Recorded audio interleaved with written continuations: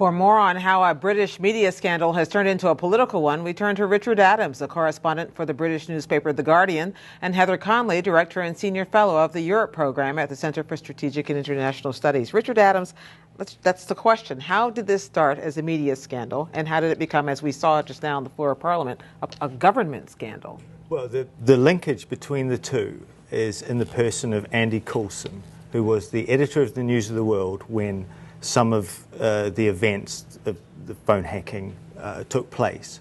And the fact that he was hired by the man who was then leader of the opposition and is now the Prime Minister, David Cameron, the person of Coulson links the two. British politicians have always had close links with media magnates, and Rupert Murdoch is no stranger to Number 10, that's true. But Coulson, Number 10 Downing Street. Number 10 Downing Street, my apologies. But Coulson, the hiring of Coulson took things a step further. And Cameron's links with Rupert Murdoch, with News Corporation, with News International, were probably formal and informal links were very strong. And that's what we've seen. We just saw David Miliband leading the questioning in many ways of the Prime Minister. What is his role in all of this? Well, it's been very unclear. Ed Miliband has really yet to... Miliband. That's right. David was his brother, exactly, former foreign minister. He has really yet to find, I think, his voice as the opposition leader. And it's a question of whether this is, in fact, an opportunity.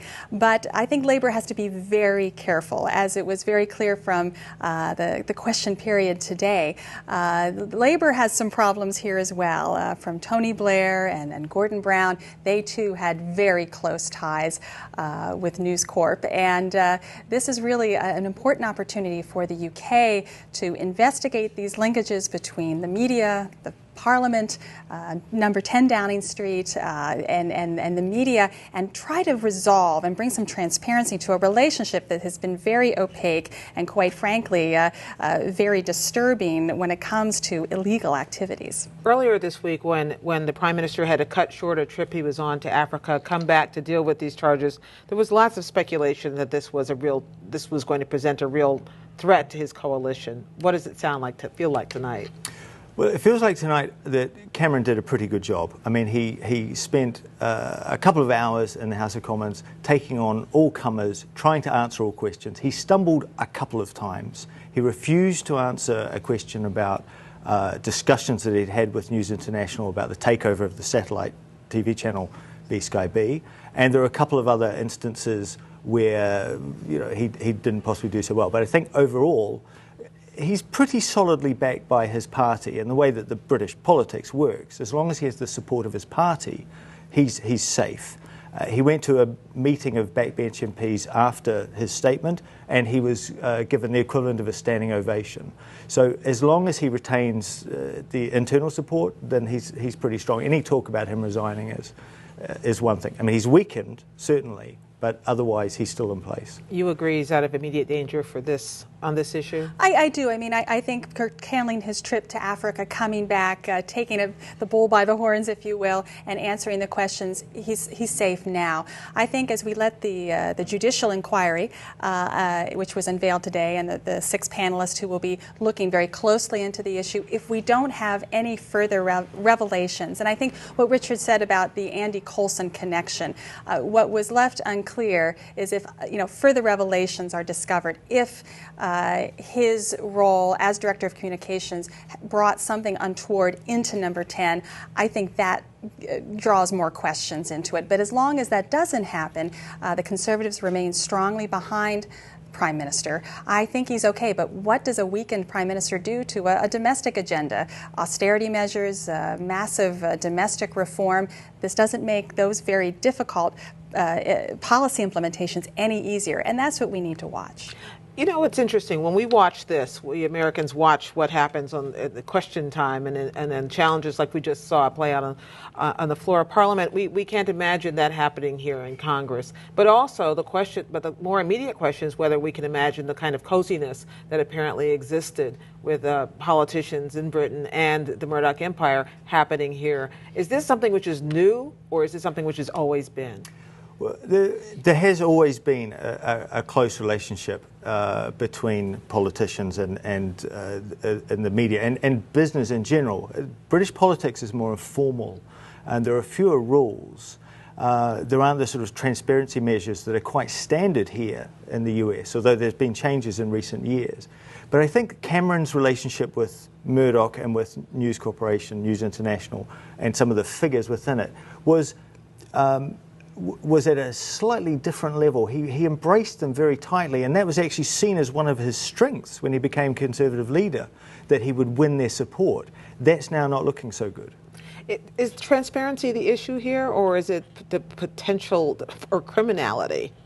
Well, I think it's both. I mean, certainly this scandal puts criminality at its base, and what happened, and how long, and who knew about it. But it goes to the point of transparency and making sure that, and I think this is again what this judicial inquiry is going to bring about. Hopefully, some recommendations on how to prevent this type of such, it's almost incestuous, if you will, of this close relationship. We have to break it apart. The Fourth Estate is critical. It provides the checks and balances.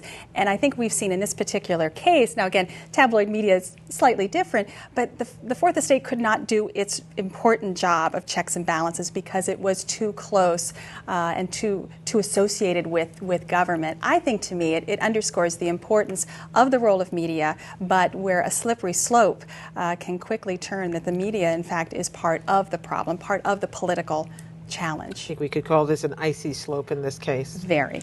Let's talk about this question about other things which get knocked to the back burner when scandals like this consume. Are there other issues that a weakened prime minister will be unable to address specifically because he's trying to dig himself out of this particular ditch? Well, the major one at the moment involves Britain's European partners. Although Britain is not a member of the euro, it certainly will share in some of the fallout, the economic consequences of, say, a default in Greece, some talk about Italy. So, you know, of course, Britain's economic ties to Europe are very, very strong, even though it's not a member of the single currency. That, I would think, would be the major one. Is this a huge distraction, Heather?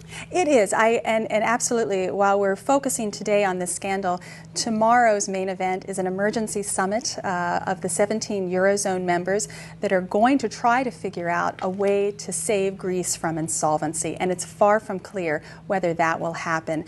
What we've seen over the last couple of days is downward pressure on so-called healthy economies, Spain, Italy. This is going to have a major ripple effect across Europe, into the United States, the global economy. And what role was Great Britain supposed to play in this? Well, I mean, the UK has always had a very special relationship with the EU. It's not part of the Eurozone. It's opted out of that as a standoffish relationship.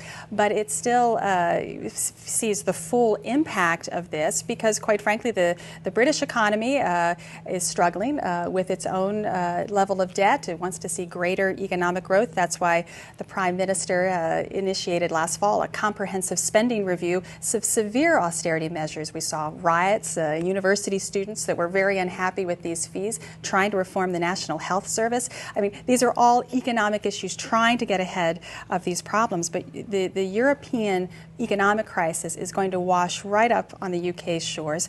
We haven't talked about Libya and the role the UK is playing in that, Afghanistan. This is all a distraction from a major geopolitical agenda. Well, with all of those things on his plate, though, David Cameron, I'm getting everyone's names mixed up tonight, he lives to fight another day.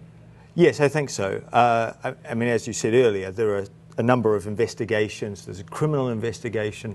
We will be finding out, there'll be a drip feed of emails, of reports, of parliamentary select committees. And, you know, this will continue to be a bad news story for David Cameron. How much worse it gets depends on the contents of some of those emails. Okay, I guess we have no choice but to watch. Richard Adams, Heather Conley, thank you both very much.